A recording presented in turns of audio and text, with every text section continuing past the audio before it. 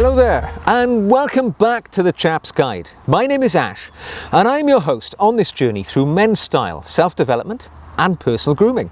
Now this is a Chap's question and answer video session. I'm going to answer some of the questions that have come into me via the comment section on other videos or specifically using the email address which you will find in the About section on our YouTube main page. So drop me a question. I will remind you, I'm just an amateur gentleman, so my responses are purely mine, from the heart. Don't take it as expert testimony, it's just me giving my opinion. So I've got some questions here, let's get right on with it. So our first question comes from Neil Jones and he says, "Hello Ash, what are your thoughts from a chap's perspective on wearing just a waistcoat with shirt and tie and leaving out the jacket entirely, or the sprezzatura look, splitting up the suit as an ensemble? I've seen a few images of this way of dressing, though obviously less formal. I think it looks quite stylish.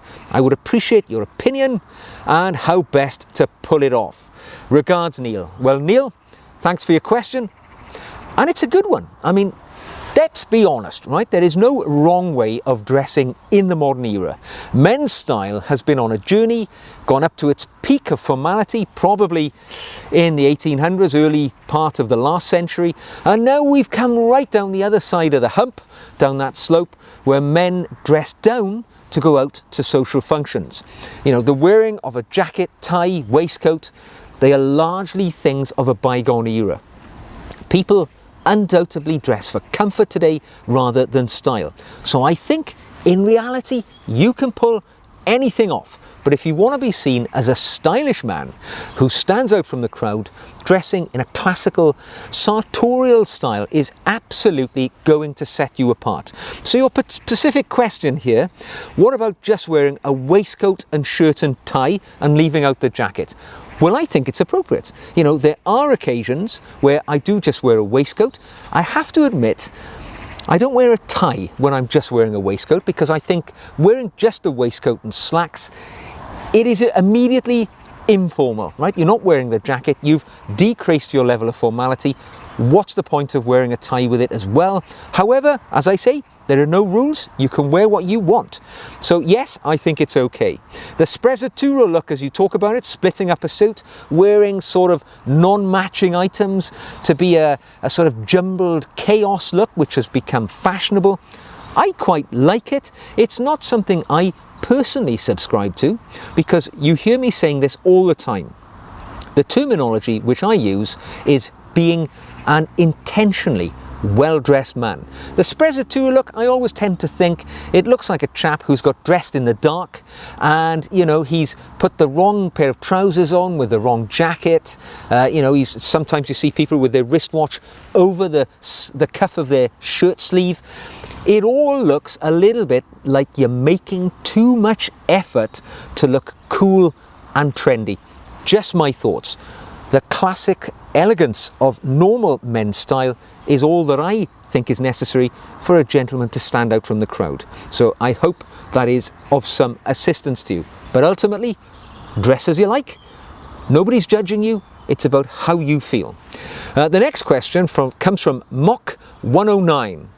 And he or she says, "Hi Ash, do you think we'll recover from the post-lockdown joggers, sweatpants and t-shirt phase? It seems nobody makes an effort anymore." That's a great question. And yeah, I mean, we've just talked about the sort of journey of men's style, away from the formal into the informal. But you know what? Style is cyclical. It goes around in a circle and it will repeat itself. And I believe once we've hit rock bottom, as I think society is now, you know, people are wearing jogging trousers, sweatshirts, because they don't want the bother of the maintenance of looking after sartorial clothing. You know, you've got to press a shirt, you've got to launder them, send things to the dry cleaners. It's not an easy life if you choose the path of an intentionally well-dressed man. And people want ease. However, there will come a point not too far away where people will be fed up of all looking super casual. We will all blend together. You know, they all look like dressed like prisoners in a federal penitentiary who wear sort of, all the same denims and working clothes. The truth is, people like to be individual and stand out from the crowd. And when that time comes, people will once again choose the collared shirt instead of the sweatshirt. They will choose the grey flannel slacks instead of the jeans. They will choose the jacket instead of the denim jacket. You will see that trend come back around. I firmly believe that this cycle has reached its rock bottom. You cannot get less formal than people dress right now in this modern era. So I see things moving upwards. I don't know how that's going to work, because many of the best men's styling sort of outlets, retailers, have gone bust. Every week I seem to read about another sartorial legend which has gone to the door. Recently I saw that Gives & Hawkes, one of the finest, oldest tailors on Savile Row, looks like they may be winding up. Gives & Hawkes, they've been around since 1771, before the existence of the United States of America. A tailor has been making clothes in Savile Row. They occupy number 1 Savile Row on the best piece of real estate on the most sartorial street in the world. If they genuinely do go under, I really do fear where we will buy our sartorial clothes in the future. But let's hope. Mark me wrong. See if we don't get more stylish in the next generation. Now, next question is from Phil Webster. What is your guilty pleasure where clothing is concerned? Well, guilty pleasure, how do you define guilty pleasure? What's the one thing perhaps that I like spending money on the most when it comes to my clothing? And it's not going to be suits, it's not going to be shirts. There's one thing that I like. I like being warm. I like being snuggly. And I believe in wearing decent knitwear, all right? Now, I'm one of these people. For many years, I made a mistake when it came to how I spent my money on my knitwear. I would not invest properly in my knitwear. I would buy cheap knitwear which was predominantly made of man-made fibre, acrylics. Now, acrylic is essentially plastic. It does its job, but it does it with no panache, and it doesn't wear well with the passing of time. A few years ago, I started buying 100% woolen knitwear. Shawl-collared cardigans, you see me wearing them regularly. Roll neck sweaters, lots of other things as well. It is the difference between night and day in the wearing experience, to a decent pair of good 100% woolen knitwear to something made of acrylics. It is warmer, it is more comfortable, it wears better, it looks better, it will stand the passage of time far better. It costs more money. Absolutely it does, of course it does. Anything worth having is generally more expensive, but investment pays off. Good knitwear is my guilty pleasure. Now, the next question is from Mike, who says, can gentlemen in their 50s and above wear jeans and trainers? Well, I think we've already been there today. You can wear anything you like. And in fact, wearing jeans these days is probably standing you, one level higher than those people out there who are wearing shapeless jogging trousers and flip-flops. So jeans and trainers, I think, is the modern day semi-formal. But the truth is, above their 50s. I'm 51, I'm about to turn 52 in a month or so. I have to say, I only own one pair of jeans. Now, this is just me talking. I came to probably when I was about 45. It was nothing to do with age, because my body shape hasn't changed. I'm still quite trim, so I can get away with sort of wearing jeans if I wanted to. But I actually rather prefer wearing chinos as my casual trouser of choice, or sort of grey flannel slacks for a slightly more formal situation. But certainly, I think you can wear jeans, but be a bit more adventurous. Now, look around you. Everybody's wearing jeans. So if you want to be seen as that intentionally well-dressed man, why not go for a pair of chinos and, stand out from the crowd? The beauty of chinos, they come in a whole range of different colours, and they look more, I think, in proportion for a gentleman in his middle ears. Just a thought, you know, by all means, wear your jeans, but don't without a doubt, you know, disregard anything else. There are other trousers out there. In fact, you know, they can be cheaper trousers as well, because jeans are an expensive thing. So, next question, and I'll crank through these, we're getting on a bit, from Dakota Ray Price. Are Church's dress shoes a good brand? Well, Church's shoes, they've been around since 1873 when they were founded by Thomas Church, and they were family owned until about the turn of the millennium when they were bought out by the big fashion brand of Prada. I believe, you know, it was a huge purchase, nearly £200 million. And in recent years, since they've changed hands, they've gone away from that traditional Northamptonshire style, I would suggest.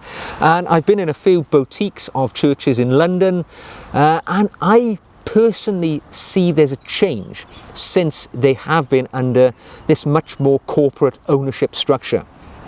If you look at the classic sort of Northamptonshire companies, Loke, for instance, you know, Loke, they're a much bigger company, much lower quality than Church, but they're still in family ownership.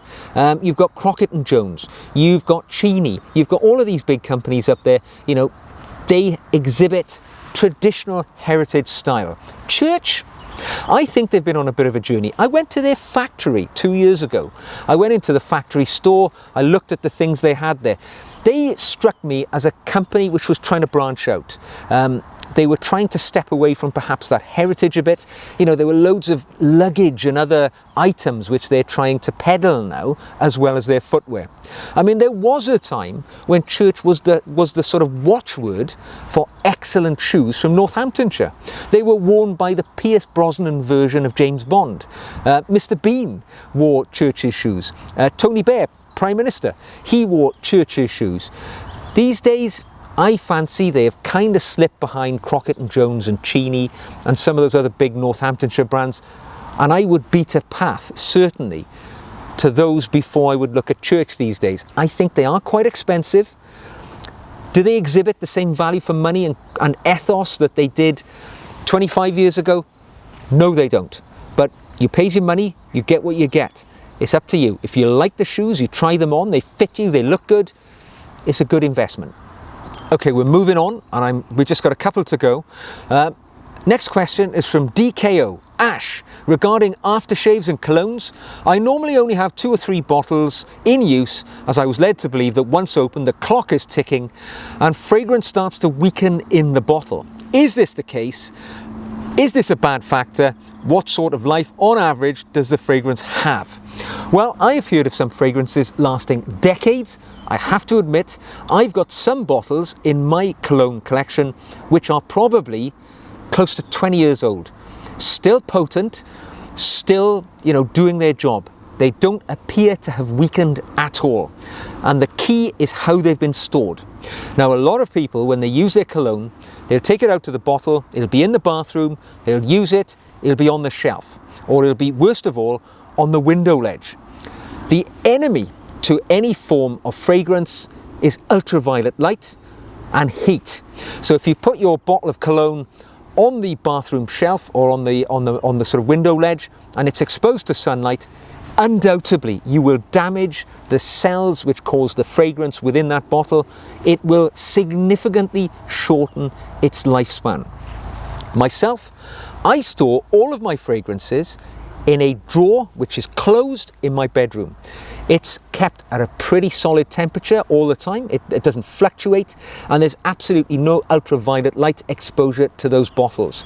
It is as good a way as you can store fragrance out there. So the way that you store your fragrance can determine its lifespan.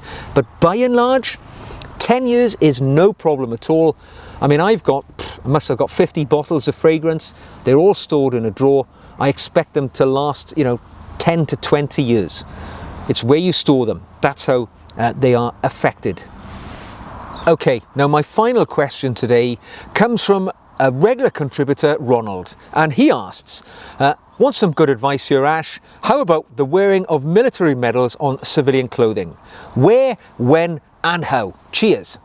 Well, Ron, cheers to you too, sir. Good question. Predominantly, it will only be of interest to people who have been in the military, and if you've been in the military, you probably know this anyway, but for those who are interested, I'll just explain. When you get issued a medal, you tend to get one full-size medal, yeah? And that will be what you wear on your uniform.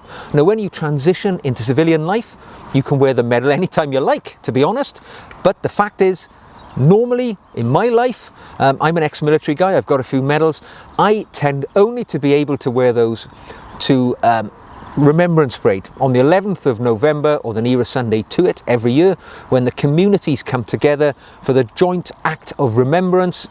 That's the only time I pin my medals on and wear them with my suit or my overcoat. And it's a great thing to do because you see all the other veterans, the medals all have significance and meaning. You can tell who served in the same places as you, what service they were in, what their achievements were. In essence, of course, your medals are like your military service history. So it's great, it's an icebreaker. People see who you are, what you've done, and it allows you to enter into a conversation easily with people who you wouldn't know otherwise. So it's easy with the full-size medals.